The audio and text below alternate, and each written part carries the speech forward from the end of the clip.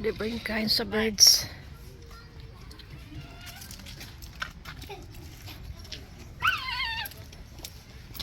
Did you find something? Yeah. Oh, a milkweed bug. Did you see the life cycle of a milkweed bug? Yeah. No. Right, I'm going to show you right over Milkweed bugs. And what is this? Is this a honey making thing? Honey bee? Maybe. I don't know. I'm not sure, guys. Just saying.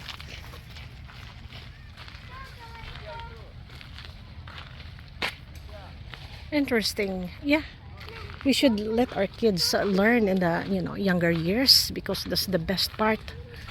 I mean, even you grow old, you still learn.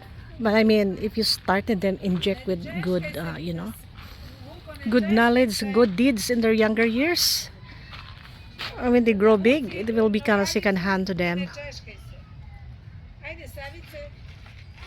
Their brain is just like a sponge.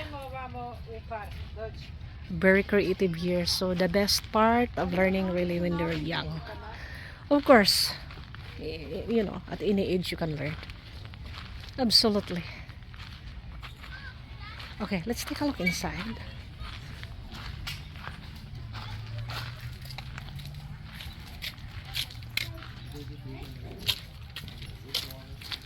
So I'm going to give you a hint. That is a life cycle right there. Yeah, so that's This part looks of a like a life classroom. Okay. The Nature Learning Center again. Yes, that's right. You've been here. Can you tell them? Maybe you know. Can you tell them if they see this in the garden? What is this? You see this? Yes, this is a kid ladybug. What if you see this?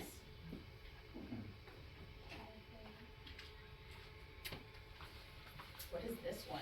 This is a kid ladybug. This is a So they baby preserve this ladybug. guy. What is this? A raccoon, maybe? So this would be kind of the larval stage of the ladybug. City wildlife. This is the pupal stage. This is like the teenager ladybug. You know how teenagers start wearing hoodies and like going like this? This is the teenager stage of the ladybug. Hello, my dear. How are you? So this is a real one. What is this? These animals were not killed for display purposes. The U.S. Fish and Wildlife. You can bring that 15 for you, okay? Yeah, but I'm not touching it. So we have So this guys is found dead in the the roadway, stages. You see right and then they preserve it. Wow. Hello. How are you? these hatch and they're How's your teeny tiny. spirit? Those are ladybugs. They grow. Nice they to grow meet you. big, You're so right? brave. And grow. And then they start to Wow. So they preserve it. outside of the shell. And hatches. And we've got these Always hatched. Actually, this is very perfect for educating children. Ooh. So this is the egret there, snow egret. Different kinds of insects. It's beneficial insects. So these are like the ladybug eats all the aphids. These will help you eat bugs. we would like and color all the Okay, I'm interested. I need to learn this. Look at this, their looks. any other part of I mean, I saw them, but I cannot, not holding identify them. Very beautiful. These guys, I saw them in the lake. my pleasure. Beautiful. It's very good learning experience down here. It's actual. This is real, guys. Look at the feathers. This is real. Beautiful. Here we go, bobcat. What is this for? So when you guys go to the toilet or take a shower, wash your hands, wash your dishes, or wash your clothes, in your businesses or in your schools or in your homes, that's a system that goes to Union Sanitary District. And they do not want you to put solid waste in those pipes. So every municipality, that's a group of people who work together on like taking care of their garbage, getting good water, right? Getting rid of their wastewater, etc. Every municipality determines how they are going to sort their garbage. Some people only have one waste dream, like in Texas, we have 3. If you go to Wyoming, they have 7. They literally sort their garbage into 7 different containers. So, for us, we want you to put all of your food stained paper or anything that comes from a plant in compost, the green bin. We want you to put the resin numbers, the plastics that are number 1 through 6. We don't take 7. There's places you can, at your own expense, send it to be recycled. So those are not recycle numbers. It doesn't mean that recycled. Those are just the resin numbers of the plastic. But the plastic company wants you to think, oh, it's going to be recycled. Well, it depends on how your municipality pays for it. So those go into the blue bin along with metals. And so we got the plastics, the metals, and the glass, right? And then everything else goes into the landfill. Do not put that in those pipes. Don't put floss in those pipes. Please do not put your medicines in those pipes. We want those medicines to go to Washington Hospital's lobby or at a pharmacy. Sometimes it's overfull, so you have to find another pharmacy. But anyway, when my grandmother was going to the doctor would be like, oh, when you finish taking this medicine, dump it down the toilet. But since she was alive, there are 2 billion more people on Earth. So when we poop and pee, actually our medicines are showing up in our water as it is. So please don't put your medicines down Is the there toilet. any studies showing that those medicines cause some environmental problem for the animals? So this is the issue. I'm going to give you one story in a bit about a medicine that did cause an environmental problem. But so we just don't want to experiment on the poor animals. But they can clean the water otherwise. They actually use bacteria to clean the water to some degree. And when it's clean enough, and this is why we have taxidermy. Taxidermy means skin, moving skin, right? They are artists that make it look, really real, even though it's dead, right? So these are the animals in your area that potentially are going to live in, eat out of, drink out of these bodies of water. So it's really important that we have a good sanitary district to release that water, in our case, back into the bay. It may be into a river or a lake. But we don't filter all our water. And that's why we bring our 2nd graders in and our 3rd graders in to remind them there is another system. This is your stormwater system. So if you see a hole in the side of your street, that most likely is going to a storm drain. The thing about storm drains is they are not filtered, with very few exceptions. So I didn't know before I started working here that every time I washed my car in the driveway, because it went into a storm drain, not into a wastewater or sanitary sewer, it was like washing it in a creek. And so we need people to know to take it to the car washes because they, by law, have to be hooked up to the sanitary districts. So that's how we make sure that, and you should take care of your cars too, right? If you're accidentally leaking oil or leaking, brake fluid or coolant, that when it rains, could end up in our storm drains, right? So that's why we don't want to wash our cars on the driveways. Let's pretend that this guy who looks like he's a postman was instead spraying something on his plants. So the Green Revolution, when the human population started to decline at the rate of 1 billion more people every 12 years, still on that trajectory. It may be 14 years next. It just depends on how people survive and have babies. We had to figure out how to make more food, right? And part of that was pesticides, unfortunately. So there's a huge market for spraying things in your gardens. Herbicides, things that will kill plants, pesticides, things that will kill small animals. But if it rains or he overwaters and that ends up down the storm drain, that's why we have a little model over here. So what it creates. Sometimes our medications affect animals.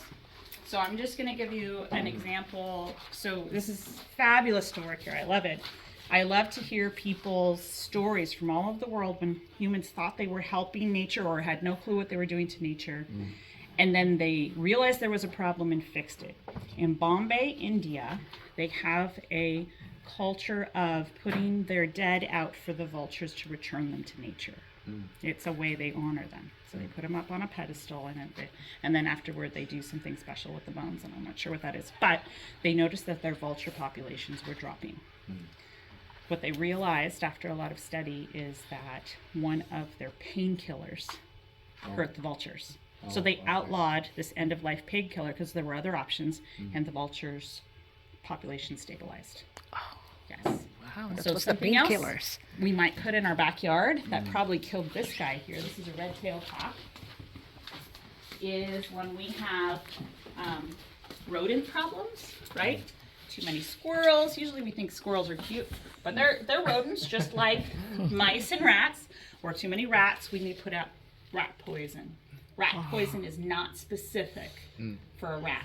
If a cat or a bird or any other kind of animal eats it, it causes internal bleeding. So this is a juvenile red-tailed hawk, and it was found dead. And that's our guess at what happened to it. Okay. That it probably ate rat poison. So we instead are encouraging people to think, okay, how do we take care of, how does nature balance normally? So for instance, as you identified, ladybugs can take care of what kind of things? What do ladybugs eat? We want to attract sparrows. Talking about rat poison. So we do, what's the right word? We do allow for there to be cats, but we spay and neuter them, and then we release them as much as possible. And the cats, and there are also snakes that live in the park. Rangers always get calls, oh my gosh, there's a snake. And then we're like, okay, we'll go look at it and let's make sure it gets back to where it's doing its job. It's fine. It's not going to hurt you. There's no poisonous snakes in this area. You have to go over to Del Valle. Yeah. You know the rat problem in New York City?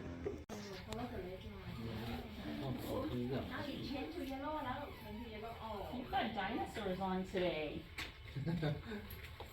Yeah. We like dinosaurs. Are you into dinosaurs?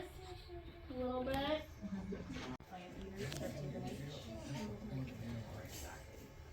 So, it's an herbivore. Our skull would be about, half this size, right? It's a big head, what herbivore that lives around here in these hills like this. It's a good guess. It's not a cow.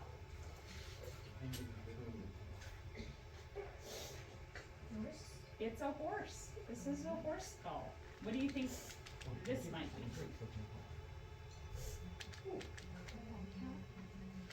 Good guess. It's not a bobcat. Look how many little holes it has for its consistent. Oh, and then check out its So I want you to think about The scene's going, right? Wizard of Oz. Have you ever seen the Wizard of Oz? No. Would lions be around here? So is that? There's no tigers around here. Lions, tigers, and bears. A bear skull. It looks so much bigger and shinier, doesn't it? With all the extra skin.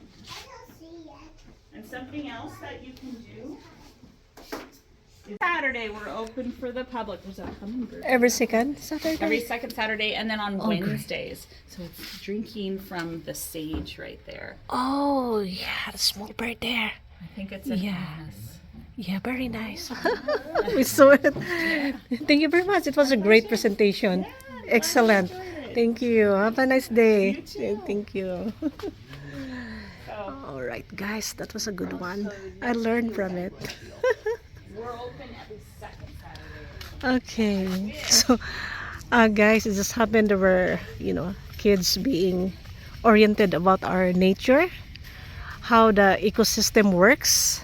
If you get a chance, you can visit this area here. Then, if you happen, you're here in Fremont, in the northern area, then come up and visit her, guys. It's great learning center, especially for our kids. Again, the best time to learn when they're kids. Why? Their brain is like a sponge.